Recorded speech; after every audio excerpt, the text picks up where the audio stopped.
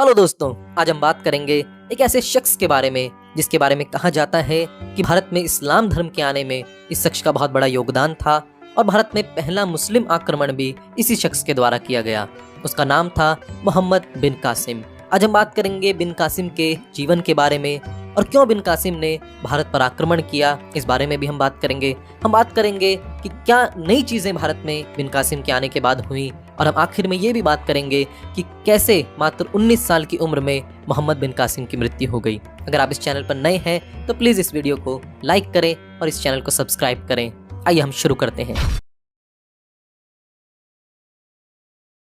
तो मोहम्मद बिन कासिम, जिसका पूरा नाम मोहम्मद बिन कासिम अल तकीफी था, उसका जन्म 31 दिसंबर सन 695 में तैफ में हुआ, जो कि एक अरेबिक जगह है। वहां उसका जन्म हुआ और माना जाता है कि ये पहला मुस्लिम व्यक्ति था जिसने कि भारत पर आक्रमण किया और उसने सिंध पर आक्रमण किया। सिंध, जहां का राजा दाहिर था, वहां उसने आक्रमण किया, राजा दाहिर को हराया और सिंध और पंजाब के क्षेत्र को अपने कंट्रोल में किया।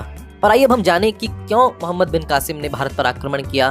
तो उस टाइम पर भारत में आने का केवल एक ही रास्ता था, जो कि सिंध के थ्रू होता था और कोई रास्ता भारत में आने का नहीं था।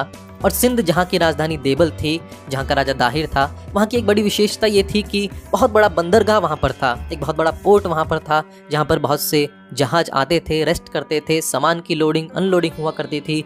पर एक बहुत बड़ी प्रॉब्लम वहाँ पर ये थी कि वहाँ पर बहुत से लुटेरों का राज था। लुटेरे आते, जहाजों को लूटते और चले जाते, और राजा दाहिर का भी उन लुटेरों के ऊपर कोई कंट्रोल नहीं था। तो अल हज्जाज, जो कि एक अरब का शासक था, जब उसका जहाज जो है, जिसमें कि उसका काफ़ी कीमती खजाना था, कुछ औरतें थी, कुछ बच्चे थे, तो जब वो खजाना जो है, वो जहाज जो है सिंध पर रुका हुआ था, सिंध के बंदरगाह पर रुका हुआ था, तब वहां पर उन लुटेरों ने उस जहाज को लूट लिया और अल हज्जाज को बहुत गुस्सा आया और अल हज्जाज ने राजा दाहिर को कहा, राजा दाहिर से आग्रह किया कि आप उन लुटेरों के खिलाफ कुछ ना कुछ एक्शन लें और हमको हमारा खजाना, औरतें और जो बच्चे थे वो हमें वापस चाहिए। और इसके रिप्लाई में राजा दाहिर ने साफ मना कर दिया और राजा दाहिर ने कहा कि मेरा उन लुटेरों के ऊपर कोई कंट्रोल नहीं है। और यही बात अल हज्जाज को बहुत ज़्यादा बुरी लगी और बहुत ज़्यादा गुस्सा अल हज्जाज को ये सुनकर आया। उसके बाद अल हज्जाज ने अपने कमांडर इन चीफ या कहीं सेनापति, जो कि बिन कासिम था, उसको यह आज्ञा दी कि जाए और जाकर भारत को मजा चखा कर आए या फिर भारत पर आक्रमण करे।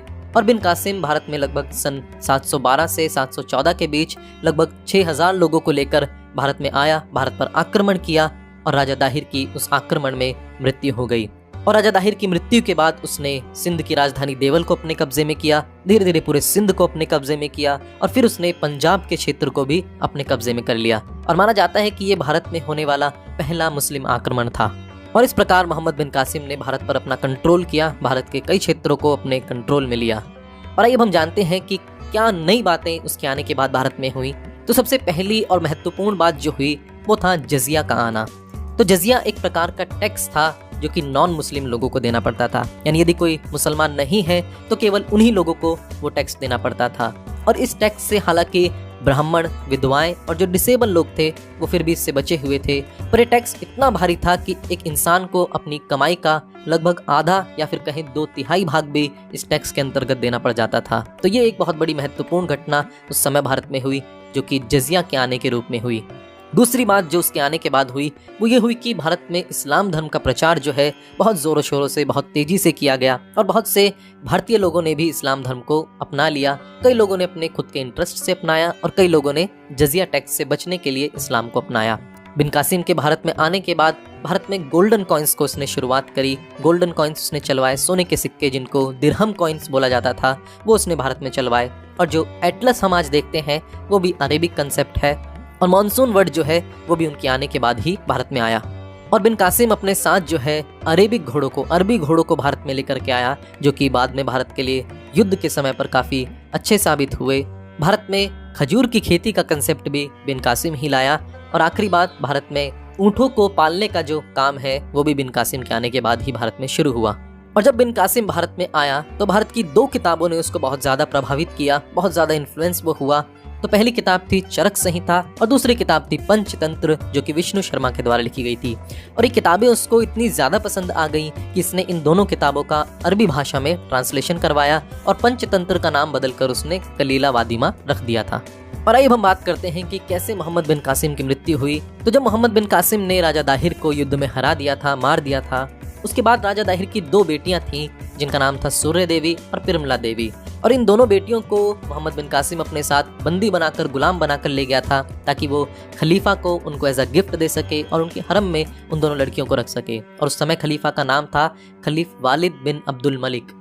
और जब खलीफा ने एक दिन उनको बुलाया अपने पास, तो जो बड़ी बेटी थी जिसका नाम सूर्य देवी था वो उनको ज्यादा पसंद आई। और जब खलीफा ने एक दिन सूर्य देवी को अपने पास बुलाया, तब उसने बिन कासिम के ऊपर एक झूठा आरोप लगाया और कहा कि हम दोनों को आपको देने से पहले बिन कासिम ने हम दोनों को अपने संग 3 दिन तक रखा और हमको भ्रष्ट कर दिया। और उसने ये भी कहा कि अब हम इस योग्य नहीं कि आप हमारे संग रहें या आप हमारे संग सोएं। और इस बात से खलीफा को बहुत ज्यादा गुस्सा आया और खलीफा ने जो है तुरंत कागज और कलम मंगवाया और उस कागज कलम से ये लिख दिया कि बिन कासिम जहाँ कहीं भी हो अपने आप को चमड़े में लपेटे और खलीफा के सामने प्रस्तुत किया जाए।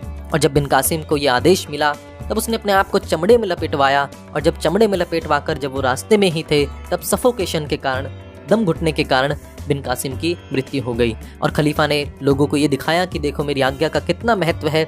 ओबीडियंस जो है वो वहाँ से बिन कासिम की निकल कर आई। और इस तरह से उन दोनों बेटियों ने अपने बदले को बिन कासिम से लिया। और बिन कासिम के मरने के बाद उन दोनों ने ये भी बता दिया कि बिन कासिम ने हमारे साथ कुछ भी गलत नहीं किया था, पर वो तो हमारे लिए एक बेटे के समान था और उसने हमारे साथ कुछ गलत नहीं किया था। और इस प्रकार से बिन कासिम की मौत हुई।